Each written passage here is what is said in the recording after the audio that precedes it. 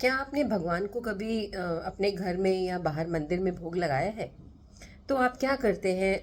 कुछ भोग के लिए कुछ खरीदते हैं या अपने घर में प्लेट सजाते हैं, लड्डू रखते हैं या पूरा खाना रखते हैं, आप भगवान के आगे उसको रखते हैं और फिर उसको बड़े प्यार से आप भगवान को उसका भोग लगाते हैं।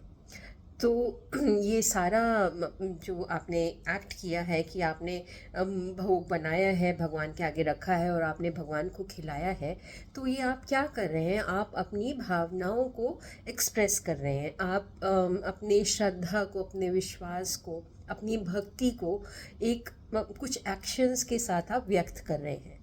तो जब हम अपनी भावनाओं को व्यक्त करते हैं तो हम नाट्य करते हैं, हम एक्ट कर रहे हैं, एक एक्ट करें, वो एक्ट को हम नाट्य या ड्रामा कहते हैं। ये हमारी आम जिंदगी का ड्रामा है। ये कोई स्टेज पे हो रहा बहुत इंटेंस इमोशंस का प्ले नहीं है। ये हमारी आम जिंदगी का ड्रामा है जो हम अपनी हर छोटी छोटी मोमेंट में करते हैं। इसके अलावा अगर मैं बात करूं कि कृष्ण लीला की, अब कृष्णा ने जब रास लीला की गोपियों के साथ, तो कृष्णा ने अपने प्यार को और गोपियों की भक्ति को अभिव्यक्त करने के लिए रास लीला का चयन किया, नृत्य का चयन किया।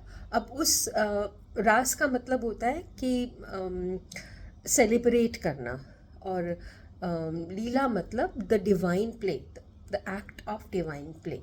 तो जब भगवान ने सेलिब्रेशन किया अपने डिवाइन एक्ट में भक्ति को और प्यार को व्यक्त करने के लिए, तो उन्होंने रासलीला की गोपियों के साथ। अब ये पूरी जो सीरीज़ है, ये act of expressing love and भक्ति इज़ व्हाट इज़ नाट्य, इज़ ड्रामा। अब इसको ही ओशो भी कहते हैं कि जो पर ब्रह्म है वो रस है। जो रास का ओरिजिन है वर्ड का, वो रस से आया है। रस का मतलब सेलिब्रेशन। अब ये पूरी जो सृष्टि है ये डिवाइन एक्ट का सेलिब्रेशन है। जो एनर्जी है डिवाइन एक्ट की, वो बहुत एक जॉयफुल एनर्जी है। उसको एक्सप्रेस करने के लिए ये पूरी सृष्टि का निर्माण परब्रह्मन ने किया है। अब अगर हम बहुत इंटेंसली इस फीलिंग को, सेलिब्रेशन की फीलिंग को अगर एक व्यक्ति के रूप में सोचें, तो वो हम श्री कृष्ण की बात करेंगे। अब हमारे आसपास जो भी घटित होता है, जैसे कि बादल गरज रहे हैं, नदियाँ बह रही हैं, पक्षी चहचहा रहे हैं, ज़मीन में से एक बीज में से पौधा निकल रहा है, उस पौधे पे फूल उग रहे हैं, फूल से फल बन रहे हैं, पक्षी जो टहनियों पर नृत्य कर रहे हैं, ये सब क्या है? Act of divine play. भगवान का हमारी तरफ जो प्रेम है, जो एक एनर्जेटिक एक्सप्रेशन है, वो इस यूनिवर्स के रूप में हमारे सामने पूरा हर क्षण घटित हो रहा है। और ये सब क्या है? ये एक नाट्य है, ये एक एक्ट ऑफ प्ले है और ये ड्रामा है।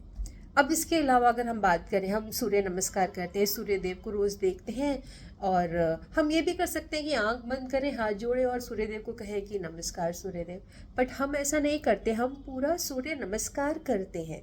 हम बकायदा मंत्र चैंट करके, हम अपने डिफरेंट पोजेस में जाकर, हम ब्रीदिंग के साथ, हमारे इंटरनल नाद के साथ हम सूर्य देव को नमस्कार, अपनी रिस्पेक्ट, अपनी श्रद्धा ऑफर करते हैं।